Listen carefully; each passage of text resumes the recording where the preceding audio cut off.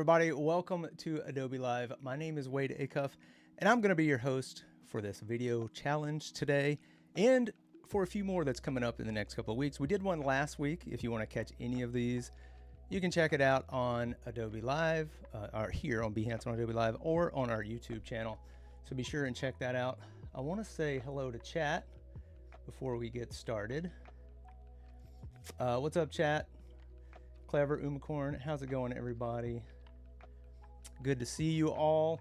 Yeah, so today we've got something a little bit of interesting motion poster, which is basically just taking your design, and sometimes it's a poster, and turning it into something that with a little bit of motion before you post it live, or even if you just want to host it on your own site, just gives your design a little bit of a kick.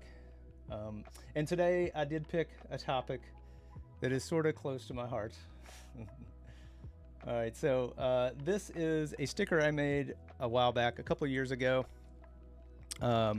This is a go up to go down sticker for DragonCon. If you've never heard of DragonCon, it's like a little fan expo times 1,000. But there's a phrase, if you've ever been in a large capacity event like this where the crowd is so big that going up and down elevators is an issue, because sometimes you have to get on as it's going up so that you have a spot for when it comes down. Because if you don't get on when it's going up, it's going to get filled up as it comes down. So for those new to the convention, you would say, hey, you're going to have to go up to go down. So I did make a motion poster for us here, or at least a design to get into that whole motion, adding motion to your design. I do not believe it's attached at the moment, but this should be. We might try to get this up somewhere to be your starter file, but you don't really need a starter file for this because you're going to be using your own design. And I'm just going to be walking through a way to add motion to this, but I'm going to start from scratch by double clicking in After Effects and just pulling in our, oops, already off to a bad start. Okay, cancel. I'm going to open this, and when I pull this in, I'm going to make sure that I set this to composition, retain a layer size, import, and then I can just click in, and we've got everything. This is everything I made in Illustrator. Most of it is labeled. Oh, let's see, we got where's the place to get the stickers printed? I don't even remember where I got those printed, to be honest. I'm sure it was like Sticker app or something. It was something quick, because it was in the days leading up to, like within days. I got it right before we left. But it's good to see you. Oh, there is a starter file. Look at this. We got our starter file. So you will get this file. And we're going to get started here. We're going to do this super simple. And we're going to have, I'm going to attempt this. We're going to have basically one animated null that's going to make everything, for the most part, what we're going to do. I think, time permitting, I want to show you something else at the end, but we'll see. All right, so to do that, we're going to get started with an empty null, and you can go to null object under layer, new null object, or Control Alt Shift Y, which would be Command Option Shift Y on the Mac. And I'm going to go in here and just zoom in on this so that I can show you this little trick. Control, Command, let's see, Control or Command, Alt, Option, and Home will center. I don't know if you saw that, but it will center your pivot point, and then I'm going to align that using our alignment tools just to the middle. And this one little null is going to control most of what we do today. And just so we can get started, I'm going to grab the top arrow and the bottom arrow and pick whip them to that null. So now when I select the null and move it around, you can see, oops, that it controls. Indeed, it does control both top and bottom. And that's where we're going to start our animation. Press P to get to your position keyframes. And I'm going to make 3 keyframes with no motion on them first. I'm going to select one. I'm going to zoom in the timeline a little bit so I can see where my 1, 2, and 3. So I'm going to go to 1 second, make another keyframe, go to 2 seconds, make another keyframe. And the reason I did this, because for me, and this is going to be different for everybody's design, I wanted an up and down motion for this, you know, up to go down. So I wanted 3 frames, and we're going to make some. I'm just going to use, let's see, our move tool and shift, and I'm going to use the shift, hold down shift and arrow keys to move this down 3 places, maybe 4. Yeah, 4 places. And then I'm going to move, so that added a keyframe. So that changed the initial keyframe. I'm going to leave the middle keyframe alone and go all the way to the end, and I'm going to go up 4 spots. And I know that my design is slightly off, so I'm going to grab this and just bump this down a little bit, just so that it hits the top of that middle shape. Let's see, close enough? Is it close enough? I think it's close enough. Okay. So now we get something that looks like this. We do a little scrub through. It just goes up, but it doesn't come down. Okay. Just bear with me here. We're going to add an expression, and you can add an expression in a couple ways. You can select your position element and Shift Alt equal will get you into adding an expression. But if you don't know how to do that, or you don't remember the hotkey, you can also get there by going to, here, let me get rid of that. You can also select it and then go to animation, add expression. It'll do the same thing. Okay, so I didn't pull this up, but I think Adara might be able to share this. Adara, thanks so much for being the mod. But if you just start typing, we're going to deal with the loop out expression, but if you start typing, you'll see you've got loop in duration, loop out duration. We're going to use loop out, and the link that should be coming is going to describe this. This is going to basically let you, once I add this argument, if I type quote, it gives you continue cycle offset and ping pong. I'm going to select ping pong because I want this to act like a ping pong, I guess, or I guess if you're familiar with Instagram, boomerang, where it would go back and forth. Now when I scrub through this, it's going to get to the end, and because of that expression, it's going to continue up and down through the rest. I could make this timeline 10 minutes long, and it would still go forever. So that's a real handy little thing, and instead of me explaining it, the School of Motion can explain it a lot better. So go check out that link. It also has all of the other loop expressions. But for this, we're just going to use this. And let's see. I'm going to change the middle one to middle keyframe to roving by holding down Control or Command and clicking on it. And then both of these, I'm going to press F9 for easy ease. You can come into your graph editor and change it that way, but for today, just using the default. So what's that going to do? It's going to ease out and ease in to our animation. Nothing amazing, but let's see if we can bump it up a little bit. I'm going to use this same null object. We've got this going up and down, but I want to make it stagger a little bit. So I'm going to copy our null control. And these are going to get confusing. So I'm going to call this one, I'm going to rename this bottom control or something, because it's going to control our bottom arrow. I'm going to pull it below, and I'm going to connect this bottom arrow to our bottom control. And I'm going to press U to see the keyframes. And we've got the same expression on here. It copied everything. And it's still just moving at the same rate. Well, all you have to do to make this a little bit more interesting is just stagger this back. And I'll say why you should stagger it back. If you select position and select all of the keyframes, you can pull this back slightly. And you'll start to see a little bit of, it's not quite squash and stretch. It's just a little bit of floating. I don't know what you call it. What would you call it, chat? It's basically an offset. Let's see, we can do a little bit more. But that's too slow. It's too slow for me. Let's go back and reset this all the way. I'm going to grab both of these, and I'll pull these down to about a second. So you can grab all of the keyframes, hold down Alt or Option, and drag these, and it'll scale your animation to the timing you'd want. So now it's a little bit faster, but I do want to go back and re-stagger it.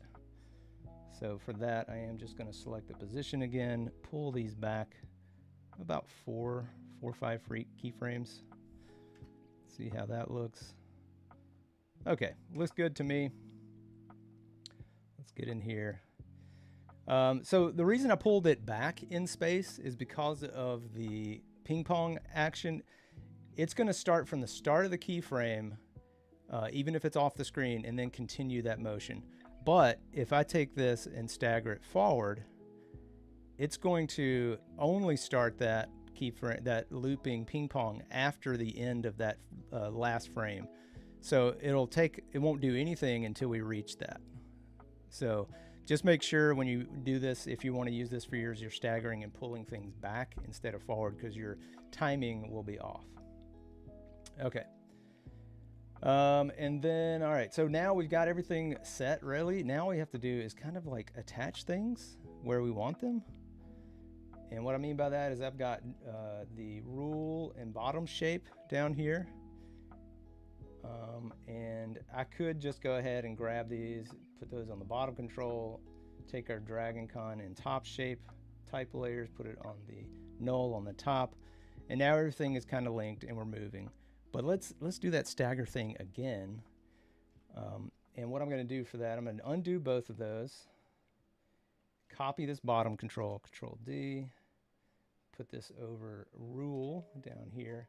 Rename this rule control or something. And I'm going to grab those, pick whip that to the control. And again, super simple, grab all of your keyframes, and I'm going to stagger this back just slightly, if I can grab it. Let's see. So let's see how this looks. All right, looking decent. And we can do the same with our top rule. Go back in here somewhere where it's looking decent. And then I'll copy this top one, Control D again. I'm going to pull it down above the type layer and rename that. Let's see, decon control. It doesn't matter. I'm naming it things. That's all that matters, right? I'm going to grab this, pick whip it to that, and then press U so I can see those keyframes. Grab that, and I'm going to stagger these back. Oh, did I hide that? I sure did. What happened? Oh no, I didn't pick whip it. I made it a mat. Don't do that. Let me grab these again. There we go. Okay. And I think I already staggered it. Yeah, slightly. And you can be more precise with this. I'm just trying to get this done. Yeah, I think that looks okay. We've got stuff moving around. So that's sort of that's just the idea, the basics here. And man, we've got plenty of time, I think. I think we can get through this. All right, so this is just a simple idea of maybe start to add a little motion. I do want something happening with this middle frame, this middle shape. I may have added the rule at a different place, but I'm going to go with it. Let's see. Thanks, Robert. Robert's looking out for us all the time, guys, with those starter file. All the starter files in one place. It's amazing. Go check it out. I'm going to make this middle shape 3 times, Control D twice, and I'm going to go ahead and add this to, let's see. I'm going to add 1 to the null, which should be the top control, and I'm going to add 1 to the bottom control. So now we should get some of that sliding back and forth. So just a little bit of visual interest. All right, we want to take care of our up and down. And again, we're going to use the same thing. I'm going to create a copy of our null. I'm going to go ahead and rename this top control. Duplicate that. And because I got to rename this too, I'm going to bring this down to our up-down type. I'm just going to connect our star real quick and then connect that to our top. Well, I'm going to rename this to decon type control. I don't know. something like that. And then from there I can, let's see, find our keyframes, make sure we're all in the right place. Okay. And right now it's not too bad where it is. I think I'm going to slightly stagger this back. And let's see what that looks like. Oh, let me also, I'm going to scale this down just on the type side, just a little bit. Just to give us a little breathing room. See what that looks like. Not mad at it. Could probably stagger it a little bit more. Yeah, something like that to taste. Now I want to beef this up a little bit, and if I want to add an echo effect to this type, well, this is still an Illustrator vector, and if I go into my effects and go into echo and double click, make sure we're selected on it. Double click. Yeah, it added it, but it's not doing anything because you need to turn that into its own vector shape, and you can do that by going to create vector shape from layer. I'm going to delete this echo effect real quick, but what it does when you do that, it hides the original. You still have it, it's still there if you need it, but it's now made outlines of it in Illustrator, in After Effects, and now you can just double click and you can see the echo effect is starting to take shape. I'm going to change this so it composites in the back so that we get to keep our front facing, go up to go down. I'm going to add a 0.7 decay so we can start to see how that kind of deteriorates in the back. Let's add 20 of those, and we get something that has a little bit of a smudgy effect, but it's a little too smudgy for me. So let's do a couple of things real quick. You can also extend this. I'm going to change this to like 0.05. This is all stuff you can tweak. And let's see, did that do what I wanted to do? Yeah, that's cool. I am going to make a copy of this one. Turn off, make sure it's on top, turn off that effect. I can now go back to the one underneath and change the starting intensity a little bit, pull that down. We could also add a blur, a directional blur.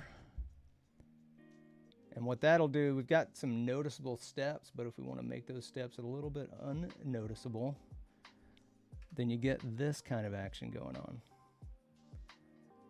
And you can have it be a little bit more blurry, or you can go ahead and take this starting intensity down even more so that top layer stands out. So that's one way to do make that a little bit more interesting, and that echo effect is really cool on a bunch of if you have a bunch of intricate lines and stuff and you want to stagger that around. All right, this might be a marathon. I know I've been kind of running through this, but we're gonna change gears completely, and let's see if we can do it. Let's just see. It's a challenge. I mean, it can be a challenge for you. Why shouldn't it be a challenge for me as well? I'm gonna make a new composition. Keep the same format that we have. Click OK. What we're going to do here is try and make quickly a kaleidoscope effect, because if you remember the little pattern I showed you guys on the edge of the sticker, I want to bring that back into play. That is an older Marriott hotel carpet.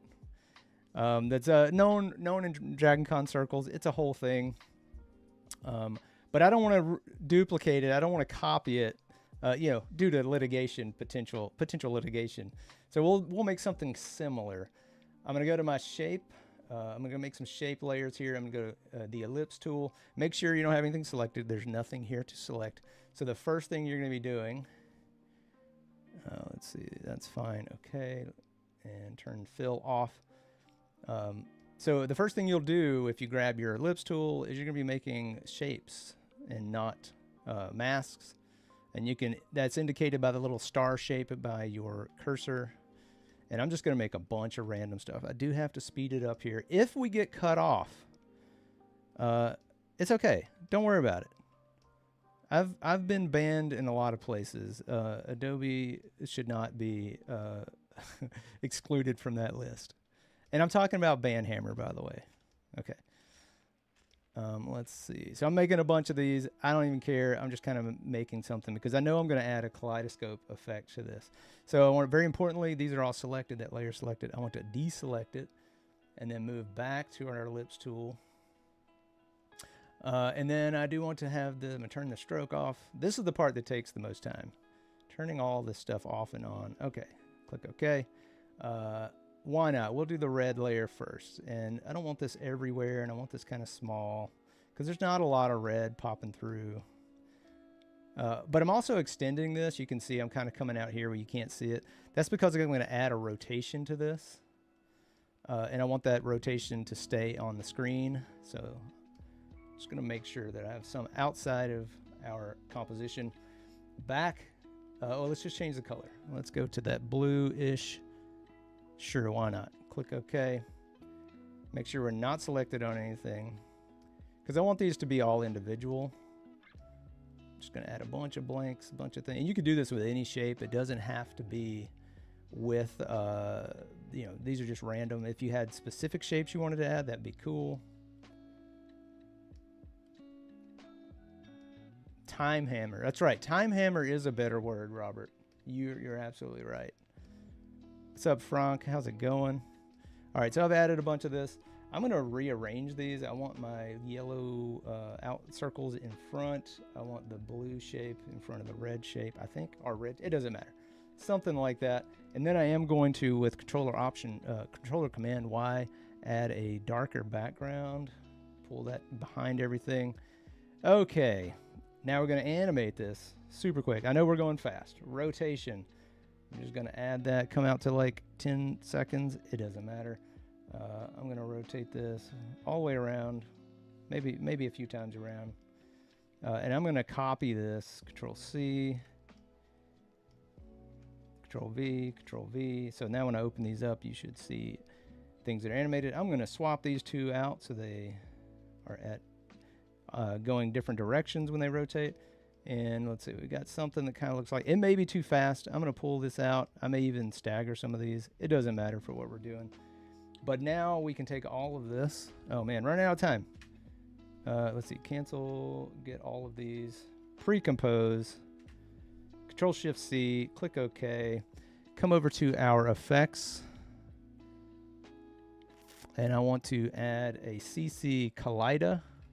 Basically going to make a kaleidoscope effect. And you can change this to starfish, scale it up a little bit. Then there's another fun little thing. This is something, adding the CC lens and then giving this, gives you a real psychedelic look to it. If we play through, it's not super fast. I don't mind it. Looks okay. So that's kind of the hint at the carpet that I want to give. You could also add a, let's see, CC fast radial, I think, or radial, there it was, radial fast blur. Double click on that, and it's just going to give you a little bit of like, you know, soft edges and things. Okay, let's see if we can add this to our design here. Project, grabbing that comp, we could name that kaleidoscope if we want. I'm dragging it down below our top arrow. Nope, sorry, yeah, below our top arrow. And we're going to add that as a matte using our top arrow. And bam, there it is, but it's too much. So what can we do quickly? Let's see, I think it is simple choker.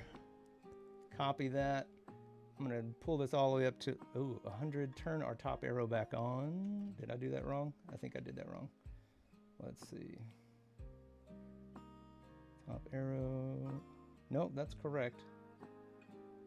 Here, maybe I'll make a copy of that.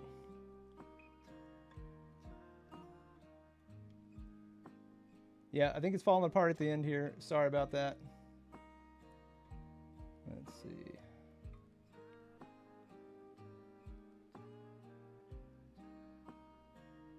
Yeah, I can pull this behind, and I think that'll give us the effect. Yeah, that's the effect we're going for.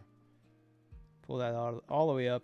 I won't be able to add it to the other one, but just so you know, you could, and then we get something that looks like this. I'm going to pull this down a little bit. But that's just adding a little bit of hint of that carpet design in there. I hope some of this made sense. I know it was super fast. You can definitely go and watch this on a replay if you need to. We have them over on our YouTube channel as well as our Behance, and you can check it out. But that is super simple ways to add some animation to your designs and then get this posted on your Instagram. But that is going to do it for me, everybody. Thanks so much for hanging out.